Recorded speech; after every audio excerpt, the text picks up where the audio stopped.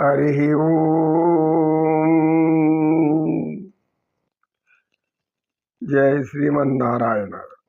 గజేంద్రుడు ఎప్పుడైతే ఋతుమంత వనం అంటే అది వరుణదేవుడి యొక్క సంచార ప్రదేశం.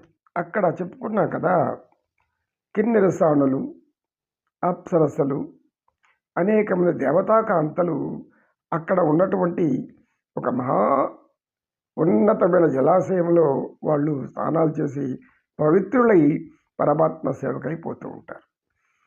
అలాంటి ప్రాంతంలోకి వచ్చేశాడు గజేంద్రుడు. రాగానే పూర్వజన్మ స్థితి అంతా మర్చిపోయాడు. ఇంద్రజిమ్నుడిగా ఉన్నప్పుడు ఆయనకున్నటువంటి జ్ఞానం పూర్తిగా నశించింది. ఇక్కడికి వచ్చి పరితాపం చెందినటువంటి ఆ పరితాపం కూడా మారిపోయింది. ఇప్పుడు తాను పరిపూర్ణమైన నిజమైన మదగజంగా మారిపోయాడు. ఎందుకు? అగస్తీశ్వరుడి శాపం. గజేంద్రుడు అక్కడికి రాగానే వానిలో ఉన్నటువంటి కామ, క్రోధ, లోభ ఇవన్నీ కూడా లోపల విజృంభిస్తున్నాయి. ఆ వనమంతా మహా ఉన్నతమైనటువంటి మూలికా ద్రవ్య సుగంధ రాశులతో విరజిల్లబడుతుందని చెప్పుకున్నాం కదా. మల్లె, సన్నజాజి, పొగడ, పొన్నలు, అనేక రకమైనటువంటివి, ఇంకా మనోరంజనము, మనోహరము, ఇలా వివిధ రకాలైనటువంటి పుష్పాలు ఆ పరిమళాలలో అంతా వ్యాపిస్తూ ఉన్నాయి. ఆ పరిమళాలు ఆగ్రహించిన ఎవడైనా కూడా మాయామోహితుడు కావాల్సిందే. ఇక అక్కడ తటాకాలు, జలాశయాలు ఈ గజేంద్రుడికి తిరుగు లేకుండా పోయింది.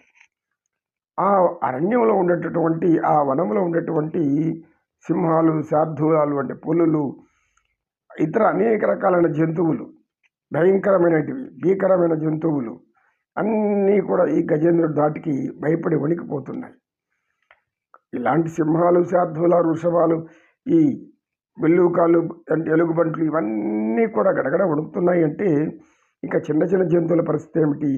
ఒక్క గీంకారం చేశాడంటే అన్నీ కూడా ఎక్కడ ఒకటి దాక్కుంటున్నాయి. గజేంద్రుడు విచ్చలవిడి విహారానికి సిద్ధమైపోయాడు. అక్కడ ఉన్నటువంటి ఆడ ఏనుగులన్నింటినీ తన వైపు తిప్పుకున్నాడు. ఈ గజేంద్రుని చూడగానే వాటికి ఎక్కడ లేని వ్యామోహం కూడా వచ్చేసింది. ఎందుకు? ఆ ప్రాంత వాతావరణం అట్లాంటిది. ఎవరైనా ఇలా మానవుల ప్రవర్తన ఎలా ఉంటుందో మదగజం అంటాం. ఎవడన్నా తప్పు చేస్తే ఏం చేస్తామని మదం ఎక్కిందిరా అంటాం. అరిషడ్వర్గాలు కూడా ఒకటి, కామ, క్రోధ, మదమోహ, మాశ్చర్యాది గుణాలు. ఈ విధంగా గజేంద్రుడు అక్కడికి పోయాక పూర్తిగా మారిపోయాడు ఆ వనంలో. ఇది భగవంతుడి పెట్టే పరీక్ష. మానవులందరికి కూడా ఈ పరీక్ష ఇది. ఎందుకు? నీ ముందర అందాన్ని సృష్టిస్తాడు. ఆ అందాన్ని చూడమంటాడు. చూస్తావు. చూసిన కనులకి అందం అనిపిస్తుందే కానీ లోపల వికారం కలగకూడదు. ఎందుకు? అందాన్ని చూసి ఆనందించాలి. ప్రకృతి, ఒక్కసారి ప్రకృతికే చూడండి.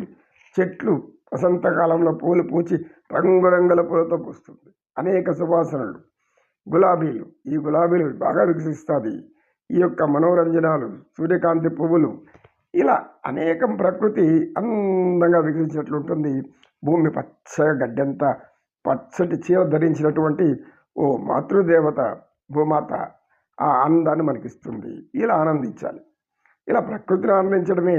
ప్రకృతి మా తల్లి నుండి వచ్చింది కనుక స్త్రీ కూడా ప్రకృతి రూపమే. కాబట్టి మనం అలా పవిత్ర భావనతో అందాన్ని చూడవచ్చు. అంతేకాని ఆ అందాన్ని ఒక కామంగా మార్చుకోకూడదు. అదేవిధంగా స్త్రీలు కూడా, యవ్వనంలో పురుషులు బాగా అందంగా ఉంటారు, ఆకర్షణీయంగా ఉంటారు. చాలా ధనము, సంపద, పూర్వజన్మ సంస్కారాలు అయితే ఏమి, ఈ జన్మ సంస్కారాలు అయితే ఏమి మనల్ని మాయ చేస్తూ ఉంటాయి. మాయలో పడకూడదు అని తెలియజేయడానికి గజేంద్ర మోక్షం మనం తెలియజేస్తున్నాడు. ఈ గజేంద్ర మోక్షం యొక్క భౌతిక కథ ఒకటి ఉన్న, ఆధ్యాత్మిక కథ ఇంకొకటి ఉంది. అది కాసంత విశ్రాంతి తీసుకొని తర్వాత చర్చించుకుంటాం. నమో కృష్ణ, నమో కృష్ణ, నమో నమో నామ. శ్రీమన్నారాయణ క్షీరసాగర సేన శ్రీ లక్ష్మీ వల్లభ, నీ యొక్క అలంకారానికి ఏం తక్కువ తండ్రి. మా తల్లి లక్ష్మీదేవి నీకు సౌందర్యం సమకూర్చి ఉంది. దివ్యాభరణాలను ధరించి ఉంటావు. అలంకార ప్రియుడు. అలంకారం నీకు మాత్రమే తప్ప మానవులకెందుకు? మానవులు నేను ధరించడానికి అలంకారాలు అవసరం లేదు. ఆత్మ సౌందర్యం చాలు. బాహ్య సౌందర్యం కాదు మనకు ఉండాల్సింది, ఆత్మ సౌందర్యం. నమో కృష్ణ, నమో కృష్ణ. కృష్ణం వందే జగద్గురు.